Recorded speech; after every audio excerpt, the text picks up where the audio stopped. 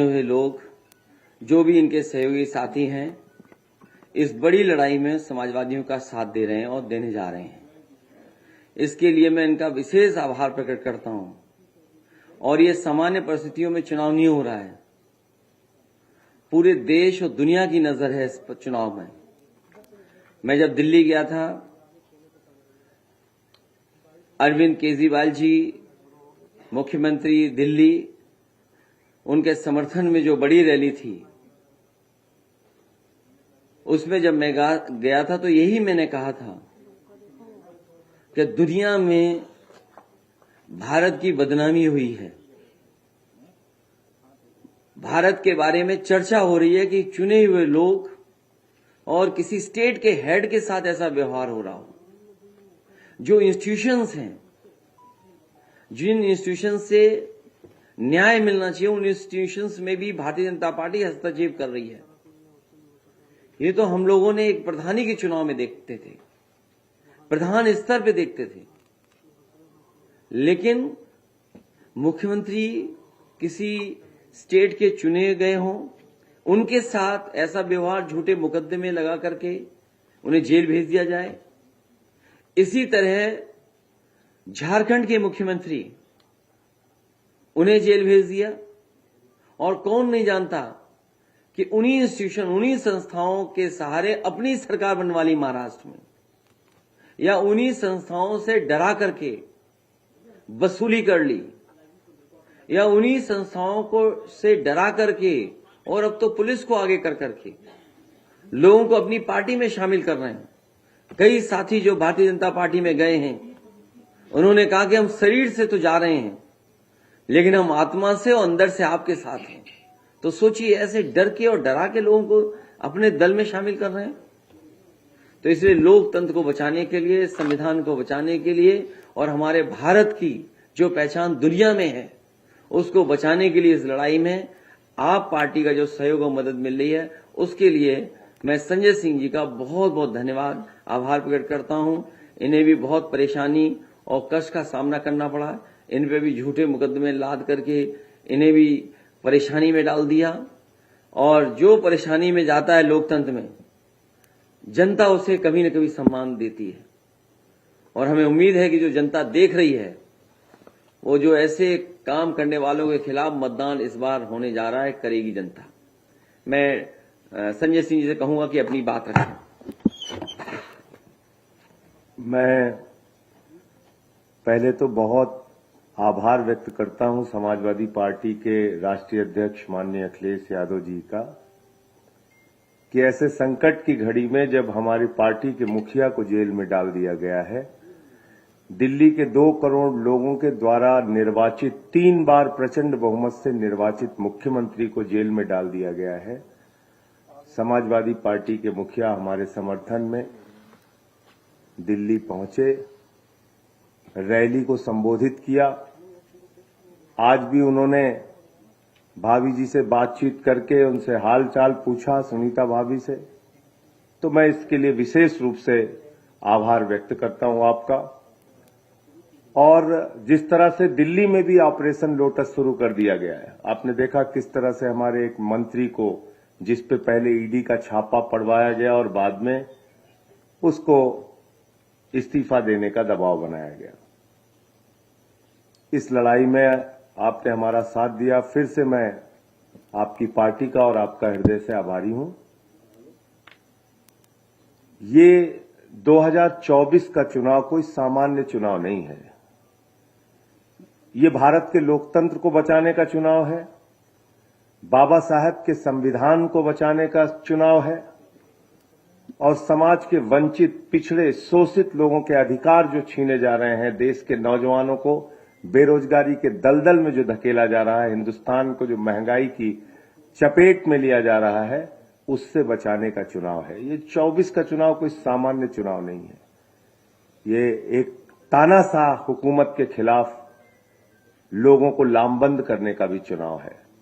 और मैं सिर्फ इतना कहना चाह रहा हूं कि इंडिया गठबंधन 2024 का चुनाव जीतेगा, और समाजवादी पार्टी के जितने भी आज जो बातचीत हुई आपसे, अखिलेश जी से, अध्यक्ष जी से, जहां जहां समाजवादी पार्टी के कैंडिडेट उत्तर प्रदेश में हैं, हम यूपी का चुनाव नहीं लड़ रहे हैं। हमारा एक एक कार्यकर्ता, जहां हमारे निर्वाचित प्रतिनिधि हैं, सभासद हैं, चेयरमैन हैं, वो सारे लोग और एक एक कार्यकर्ता समाजवादी पार्टी के कैंडिडेट को जिताने के लिए काम करेगा, क्योंकि ये बड़ी लड़ाई है, लोकतंत्र को बचाने की लड़ाई है, तानाशाही को खत्म करने की लड़ाई है। और मैं तो बार बार कहता हूं कि कोई भी राजनेता अगर वो चुनाव जीत रहा होता है तो ऐसे हथकंडे नहीं अपनाता जैसे प्रधानमंत्री जी कर रहे हैं। अगर आप अपने विपक्षियों पे मुकदमे लगा रहे हैं, उनको फर्जी मुकदमे लगा के जेल में डाल रहे हैं, तो इसका मतलब आपके अंदर कॉन्फिडेंस नहीं है। चुनाव के समय में आप ऐसी कार्रवाई कर रहे हैं। तो फिर से एक बार मैं दोहरा रहा हूं, कोई कंडीशन नहीं है, कोई सीट की मांग नहीं है, कहीं कुछ नहीं है। लोकतंत्र को बचाने के लिए, तानाशाही को खत्म करने के लिए, भारत के संविधान की रक्षा के लिए हम लोग इस लड़ाई में साथ हैं। और पूरे यूपी में जहां जहां समाजवादी पार्टी के कैंडिडेट होंगे, इंडिया गठबंधन के कैंडिडेट होंगे, हम उनके लिए काम करेंगे। बहुत बहुत धन्यवाद। अभी उनके जो यूपी के लीडरशिप है, उनसे हमारी बातचीत कोई हुई नहीं है। जब उनसे बातचीत होगी तो उसकी भी आधिकारिक घोषणा करेंगे। आज जो नहीं, हमने ये कहा कि इंडिया गठबंधन के कैंडिडेट्स को हम लोग पूरा सपोर्ट करेंगे, लेकिन कैसे करेंगे, क्या हम अभियान में कैसी भूमिका निभाएंगे, अभी यूपी की जो कांग्रेस की लीडरशिप है, जो यहां के चुनाव के संचालन को देख रही है, उनसे बातचीत नहीं हुई है। जैसे बातचीत होगी उसकी रूपरेखा तैयार करके जहां कांग्रेस के कैंडिडेट भी लड़ रहे हैं उनके लिए काम करेंगे।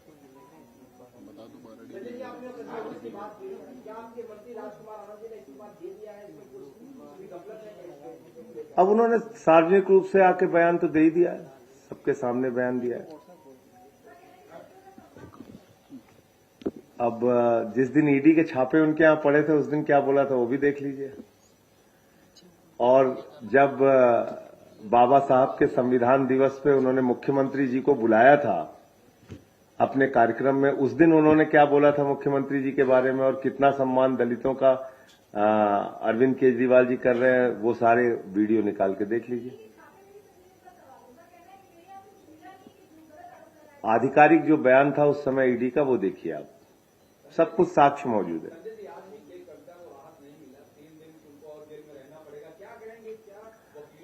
पीएमएलए का जो कानून है वो जटिलताओं से भरा हुआ है। उसमें ऐसे अमेंडमेंट्स हो गए 2018 में जिसमें बेल मिलना मुश्किल होता है।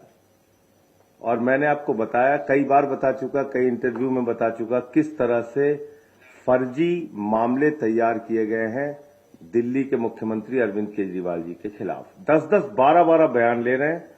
10 बयान में कुछ नहीं बोल रहा आदमी, जैसे उसको अरेस्ट करते हैं, उससे गवाही लेते हैं और फिर उसकी बेल हो जाती है। ये क्या है? सामान्य व्यक्ति भी समझ सकता है।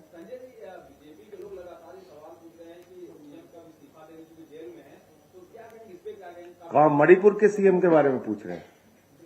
किस सीएम के बारे में पूछ रहे हैं? नहीं, मणिपुर के सीएम को इस्तीफा देना चाहिए। 1 साल से जहां पे हिंसा हो रही है, एक कारगिल के फौजी की पत्नी को निवस्त करके घुमाया गया, जिस राज्य के अंदर कत्लेआम हो रहा है, वहां के मुख्यमंत्री का इस्तीफा नहीं मांगते।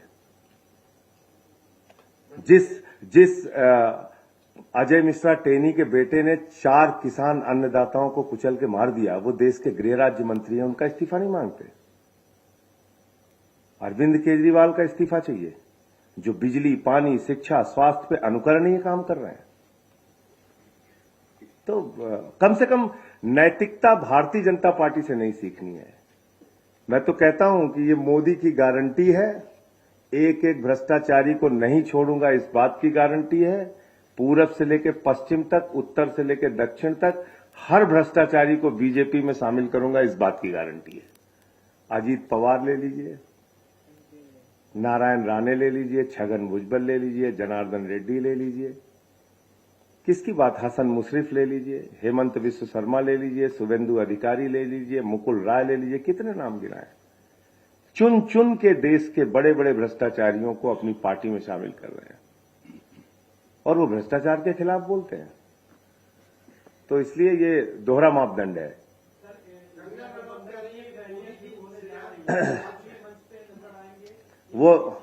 वो जैसा अखिलेश जी का जैसा आदेश होगा हम हर तरह से काम करेंगे।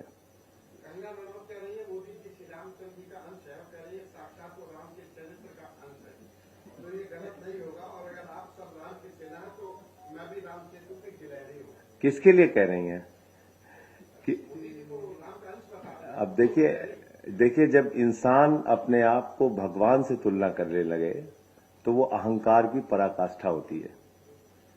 प्रभु श्री राम मर्यादा के प्रतीक हैं। प्रभु श्री राम हिंदुस्तान के करोड़ों लोगों के आदर्श हैं। उनसे किसी की तुलना करना मैं समझता हूं कि ये प्रभु श्री राम का अपमान है और ऐसा अगर उन्होंने किया है तो लोग उनका जवाब देंगे। इस जन्म में संभव नहीं है, इस जन्म में नहीं संभव। सो सॉरी बनवा देना उसका।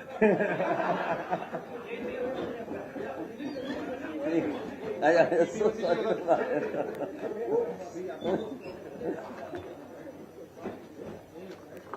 मत दीजिएगा